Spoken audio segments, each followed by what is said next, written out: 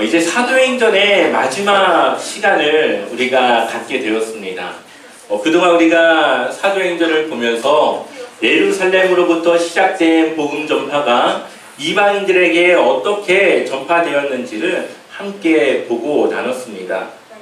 또한 그 성령님께서 각 사람을 통해 일하셨던 그 사역들은 여전히 지금도 우리를 통해서 일하고 계십니다. 그래서 사도행전의 마지막은 뭔가 끝맺음이 아니라 왠지 지금도 사도 바울이 복음을 어디선가 전할 것 같은 그러한 열린 결말, 뭔가 끝나지 않은 것 같은 여운을 남기는 그러한 끝맺음으로 끝이 나게 됩니다. 30절 말씀을 보면 바울이 온 이태를 자기 셋집에 머물면서 자기에게 오는 사람을 다 영접하고, 그러니까 지금 이제 재판을 기다리면서 이제 재판이 많이 밀려 있으니까 아마 시간이 좀 더 필요했던 걸로 보입니다. 그래서 2년이라고 하는 시간을 가택 연금, 이제 집에는 있을 수 있으나 이제 나가지 못하지만 또 사람들이 올 수 있는 그러한 집에서 그가 머물면서 이제 오는 사람들에게 하나님 나라를 전파하고 예수 그리스도에 관한 복음을 담대하고 거침없이 전하였다라고 말하고 있습니다. 사도행전은 사도들이 어떻게 복음을 전했는가를 우리에게 보여주고 있지만 사실 그 중심은 성령님입니다. 그렇기 때문에 많은 학자들 그리고 많은 목회자들은 사도행전이 아니라 성령행전이라고 불러야 된다고 말하고 있습니다. 왜냐하면 그 성령님께서 여전히 우리와 함께 하셔서 사도행전에 끝나지 않은 이야기를 지속적으로 함께 써 내려가고 있기 때문이죠. 사도행전을 보게 되면은 1장 3절에 그가 고난받으신 후에 또한 그들에게 확실한 많은 증거로 친히 살아계심을 나타내사 40일 동안 그들에게 보이시며 하나님 나라의 일을 말씀하시니라. 아멘. 예수님께서 제자들에게 부활 이후에 40일 동안 함께하면서 그들에게 가르쳤던 것은 하나님 나라의 일이었습니다. 하나님 나라가 어떠한 것이고 그 하나님 나라를 위해서 우리가 어떻게 해야 되는가, 그 내용들이 바로 이 사도행전에 나오는 모든 내용들이 다 하나님 나라에 관련된 일인 거죠. 그리고 사도행전의 마지막은 사도 바울이 하나님 나라를 전파하며 끝나고 있습니다. 이러한 것들을 볼 때 예수님을 믿는 그리스도인들이 삶 속에서 해야 되는 것은 하나님 나라를 전파하는 것입니다. 하나님 나라가 무엇입니까? 하나님이 우리와 함께하는 것이죠. 하나님이 우리와 함께 하실 때에 이러한 공간이 아니라 그 관계 속에서 하나님 나라가 이루어지는 것입니다.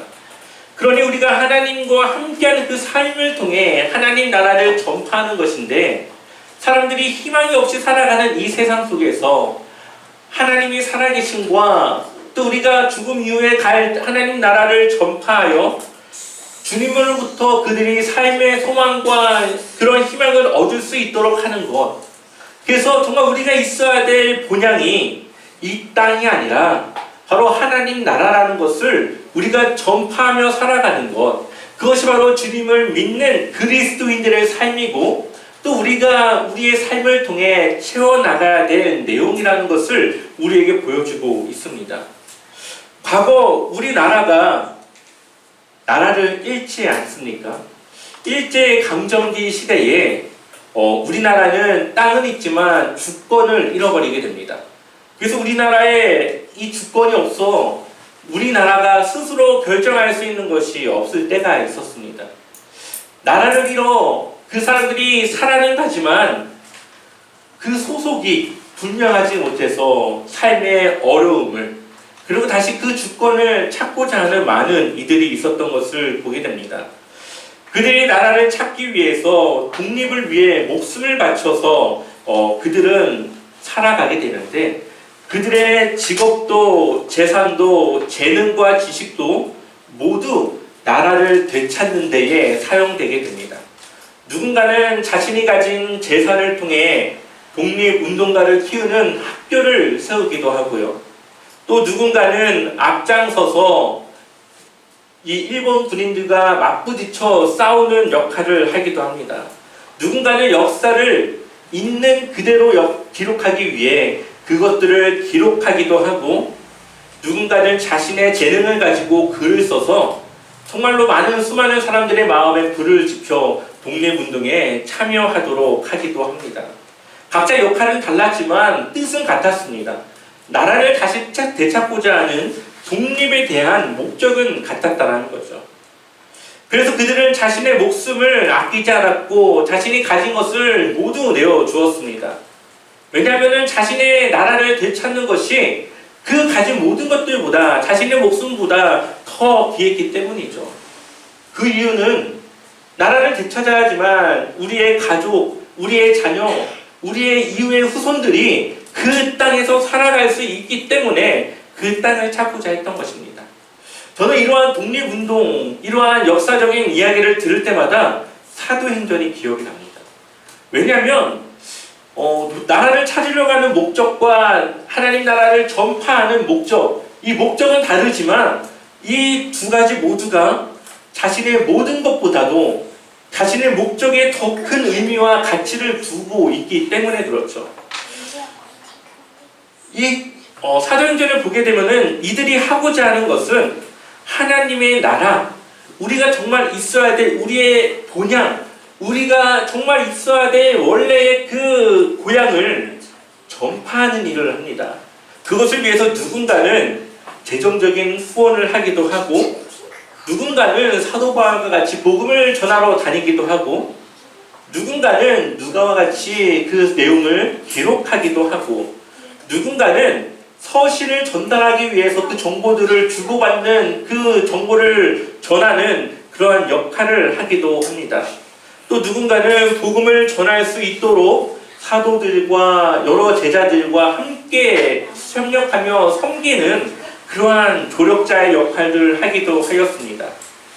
어떻게 베드로 한 사람이 복음을 전하겠습니까? 바울이 아무리 능력이 뛰어나다 하더라도 그 혼자서는 복음을 전할 수가 없습니다. 그들을 돕고 함께하는 하나님 나라의 공동체가 있었기 때문에 이들이 복음을 전할 수 있었고, 하나님 나라가 전파될 수 있었고, 지금 우리도 그 복음을 듣고 주님을 믿을 수 있는 것입니다. 바로 그 목적 한 가지를 두고 모든 사람들이 하나 되었던 것이죠. 대부분의 사람들은 바울의 직업이 전도자 혹은 복음 전파자라고 생각합니다. 하지만 우리가 세상적으로 볼 때 바울의 직업은 천막 짓는 사람이었습니다. 바울은 천막을 지으면서 자신의 사역의 이 생계를 충당하였고, 또 자신의 생활비를 그걸 통해 벌어들였습니다. 그러니 그의 직업은 천막을 짓는 일이었죠. 하지만 우리가 왜 그를 전도자, 전파자라고 이야기합니까? 그가 생계를 유지한 이유, 그가 천막을 지은 이유, 그 일을 해야만 했던 이유, 그것은 그가 복음 전파를 하기 위해 그 일이 필요했기 때문인 것이죠. 그가 삶을 살아가기 위해서 천막을 지었던 것이 아니라 복음을 전파하기 위해 자신에게 필요한 것을 얻기 위해 천막을 지었다는 것입니다. 우리는 여기서 우리의 인생에 무엇을 더 중요하고 의미있게 다루어야 되는지를 생각해 보아야 합니다. 누가의 직업은 무엇이었죠? 의사였죠. 그러나 그는 성경을 기록하였고 바울을 따라다녔으며 여러 가지 복음 사역의 일을 같이 하였습니다. 그래서 우리는 누가를 의사라고 생각하기보다는 하나님의 말씀을 기록한 사람, 바울과 함께 전도자의 역할을 감당했던 사람이라고 기억을 합니다.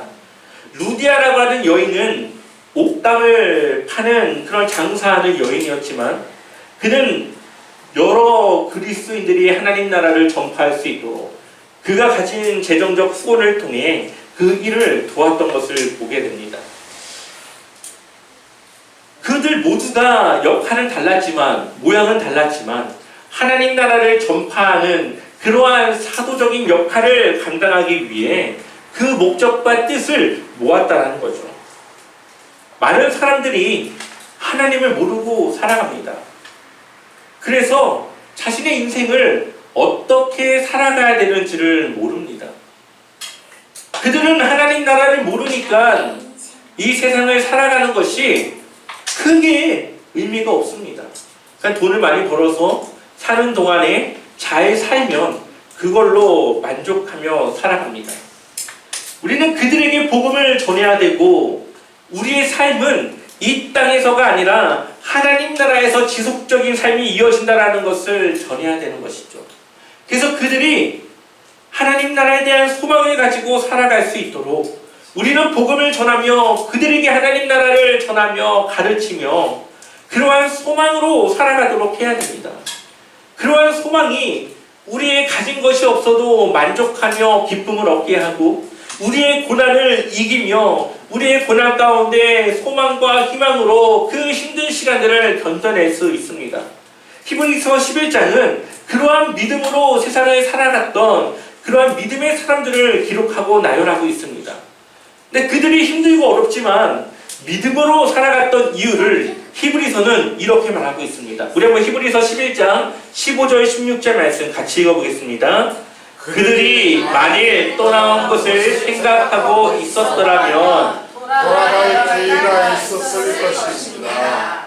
그러나 사실은 그들은 더 좋은 곳을 동경하고 있었던 것입니다. 그것은 곧 하늘의 고향입니다. 그래서 하나님께서는 그들의 하나님이라고 불리는 것을 부끄러워하시고 그들을 위하여 한 도시를 마련해 주셨습니다. 아멘. 이들이 고난의 길, 믿음의 길을 떠났던 것은 더 좋은 것을 그들이 동경했다는 거죠. 그것이 어디입니까? 하늘의 고향. 바로 하나님의 나라. 하나님과 영원히 함께 살아갈 그때를 생각하고 기억하며 하나님의 그런 믿음의 자녀로 살아갔다라고 우리에게 말하고 있습니다. 영원히 하나님과 함께할 나라를 우리도 사모하며 살아갈 때에 우리는 믿음으로 살아갈 수 있습니다. 하나님의 나라를 잃지 않기 위해 그리고 하나님 나라를 모르는 이들에게 알리기 위해 우리는 믿음으로 살아가야 합니다. 바울도 다르지 않았습니다. 그가 험난한 전도자의 삶을 살아갔던 이유는 하나님 나라가 이미 자신에게 주어진 것을 확신했고 천국 백성으로서 하늘의 본향을 향해 나아가는 과정이었습니다. 그래서 바울은 자신의 생명까지도 아끼지 않았고 복음을 전하는 곳이라면 어디든지 갔습니다. 그래서 그가 예루살렘에 위험이 있다는 것을 알면서도 예루살렘으로 향했던 것입니다. 우리 한번 사도행전 18장 9절과 10절 한번 읽어보겠습니다.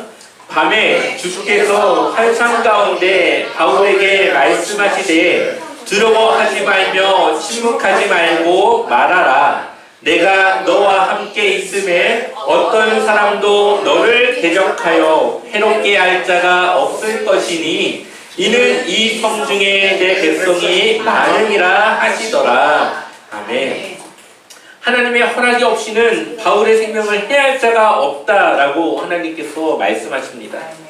다시 말하면 하나님께서 바울의 죽음을 허락하지 않으면 누구도 바울의 그 생명을 해할 수 없다라는 거죠. 그러니 바울이 예루살렘에 갈 수 있었던 것은 그곳에 가서 죽는 것이 하나님의 뜻이면 그곳에서 죽을 것이고 그것이 하나님의 뜻이 아니면 자신의 생명을 해야 할 자가 없을 것이니 그는 담대한 마음으로 두렵지 않은 그러한 발걸음을 나아가는 것이죠. 그 하나님이 우리와 함께 하시고 우리의 생명을 지키시고 우리의 삶의 발걸음을 인도하고 계시다는 겁니다. 뿐만 아니라 바울과 함께 하여서 로마에 도착할 때까지 바울뿐 아니라 바울과 함께하는 많은 사람들을 보호하고 도와주셨던 것을 우리 사도행전의 말씀을 통해 볼 수가 있습니다. 바울이 이 예루살렘에서 재판을 하는 과정에 이제 가이사랴로 옮겨서 이제 재판을 이어가게 되는데 그때에 가이사에게 항소하게 되었고 그는 로마로 향하게 됩니다. 그래서 사도행전 27장 1절을 보면 우리가 배를 타고 이달리아에 가기로 작정되매 바울과 다른 죄수 몇 사람을 아구스도대의 백부장 율리오란 사람에게 맡기니 아멘. 배를 타고 이탈리아까지 가야 됩니다. 이탈리아에 로마가 있었기 때문에 배를 타고 이 이탈리아까지 가야 되는 것이죠. 거기에는 바울만 있었던 것이 아니라 몇몇의 죄수도 함께 있었다라고 말하고 있습니다. 또한 바울이 그 길을 가는 때에 누가가 동행했고 아리스다고라고 하는 사람이 이 바울과 함께 동행했던 것을 보게 됩니다. 지금이야 배를 타고 해외를 가는 것이 크게 어렵지 않습니다. 배도 크고 아주 잘 지어졌고 레이더라던가 항해를 할 수 있는 많은 기술들이 있기 때문에 시간은 좀 더 걸릴지언정 배를 타고 어딘가를 가는 것이 크게 어려운 일은 아닙니다. 하지만 이때 당시 배를 타고 항해를 한다고 하는 것은 생명을 걸어야 되는 일이었습니다. 왜냐하면은 언제 풍랑이 올지 또 배가 어디로 항해를 하고 있는지 여러 가지로 알지 못할 때가 많기 때문이죠.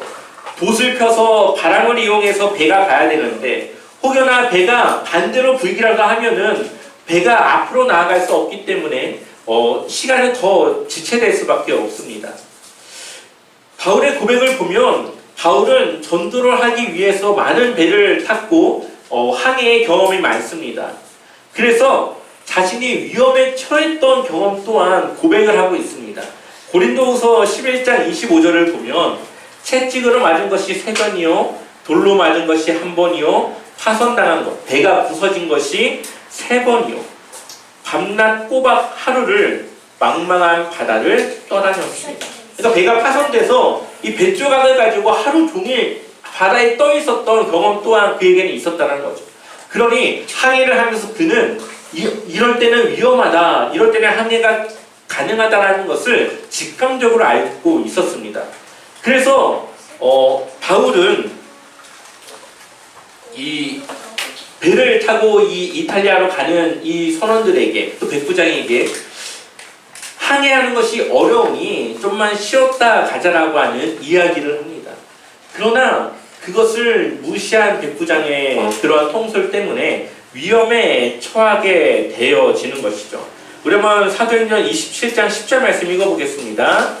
말하되 여러분이여 내가 보니 이번 항해가 화물과 배만 아니라 우리 생명에도 타격과 많은 손해를 끼치리라 하되 아멘.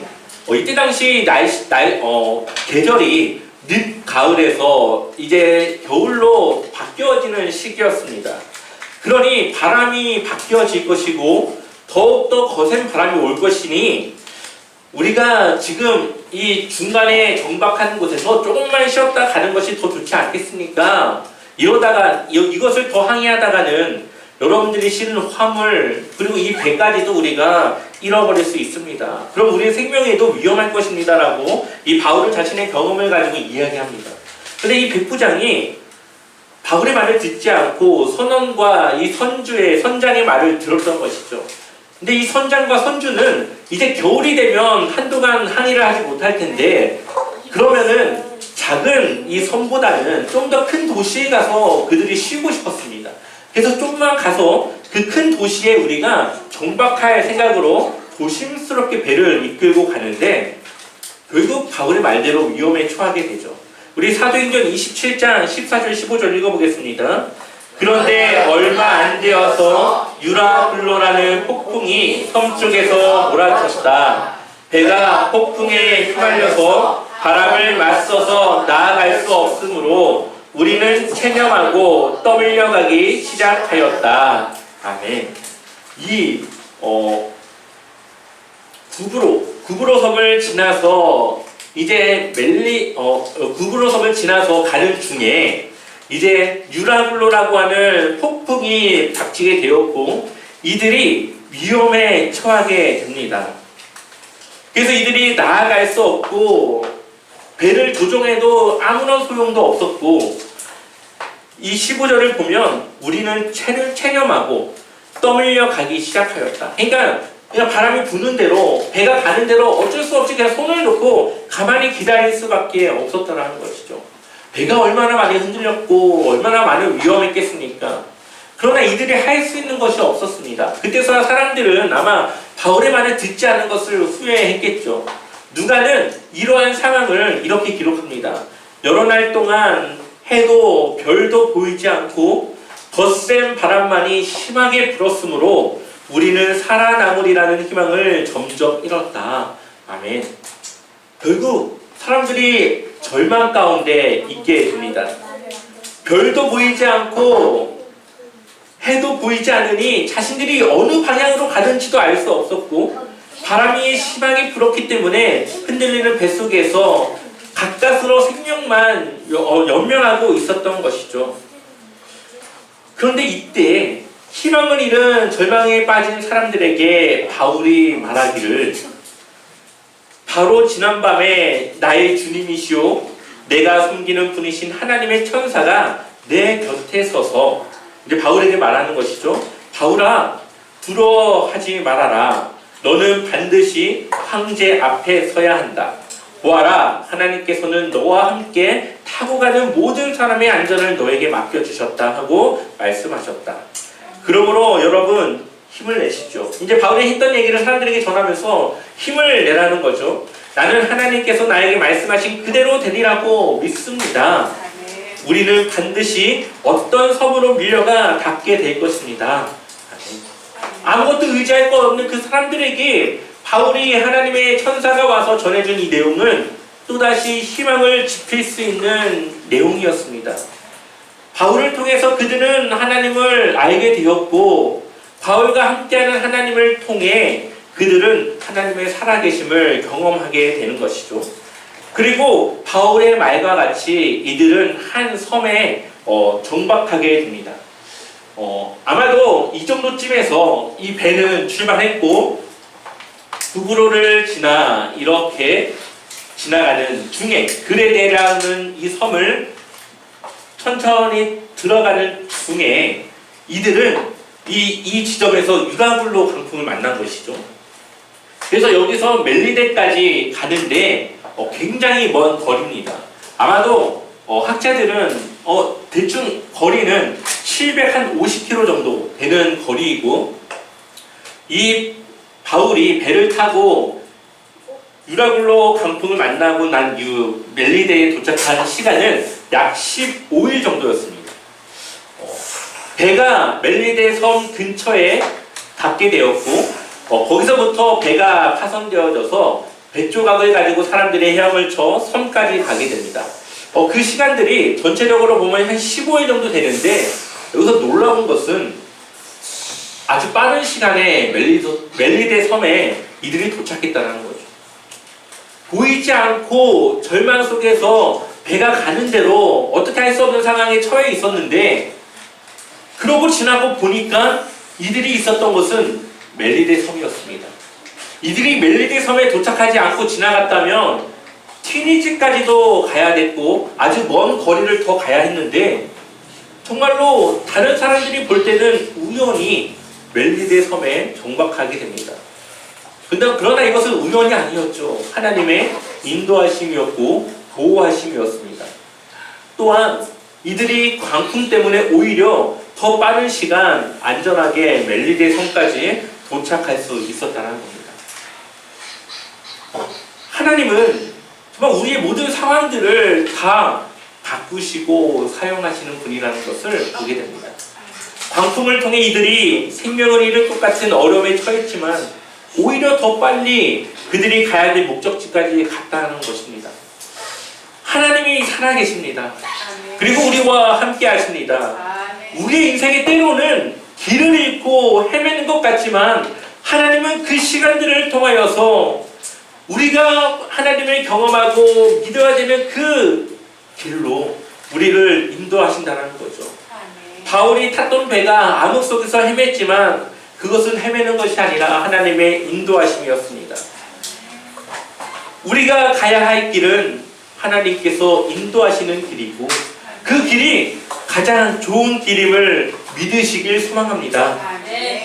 지금 여러분들에게 어둠이 있고 절망적인 상황이 있다면 그것을 통해 하나님은 여러분들에게 희망을 주시고 소망을 주시고 더 나은 길로 우리를 인도하여 주실 것입니다.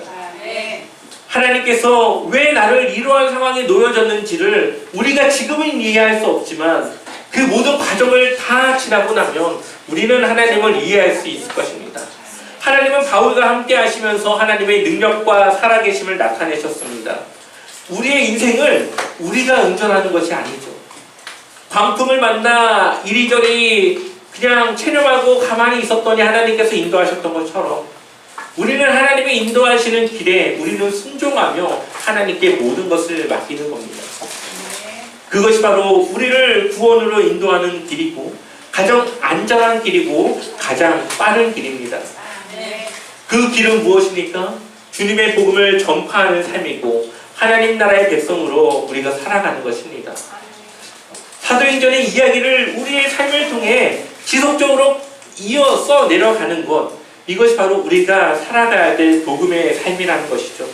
바울을 인도하신 하나님이 우리와 함께 하시고 우리를 인도해 주십니다. 그러니 우리가 해야 할 일은 교회를 세워야 하고 하나님 나라 공동체를 이루어야 합니다. 이 일을 위해서 우리는 하나 되어줘야 되고 각자 맡겨진 역할에 맞게 우리는 살아가야 합니다. 바울과 그의 동료들이 복음이라고 하는 한 가지 목적을 두고 하나 되었던 것처럼 우리도 그렇게 하나 되어줘야 된다는 거죠. 그것을 위해서 우리는 세 가지를 해야 합니다. 첫 번째로는 주님의 복음을 전하는 교회를 세워야 하고, 두 번째로는 주님의 제자를 세워야 합니다. 세 번째로는 다음 세대를 세워야 합니다. 우리가 이 세 가지를 세워나갈 때에 우리는 주님의 복음을 지속적으로 이어나갈 수 있을 것이고 그것이 우리의 기쁨이고 자랑이 될 것입니다. 우리 데살로니가전서 2장 19절과 20절만 읽고 마치도록 하겠습니다. 함께 읽겠습니다. 우리 주 예수께서 오실 때에 그분 앞에서 우리의 희망이나 기쁨이나 자랑할 면류관이 무엇이겠습니까? 그것은 여러분이 아니겠습니까? 여러분이야말로 우리의 영광이요 기쁨입니다. 아멘. 여러분들을 통해 주님의 복음이 전파되어지고 이렇게 주님의 귀한 복음이 세워지길 간절히 축원합니다.